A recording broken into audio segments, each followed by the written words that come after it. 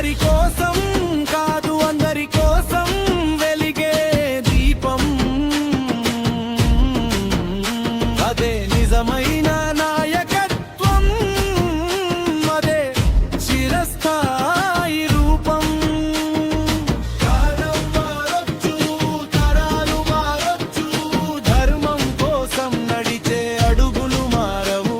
జన హృదయంలో నిలిచిన పేరు చివరి శ్వాస వరకు చెరిగిపోదు. గెలుపు ఒక రోజుకే సొంతం.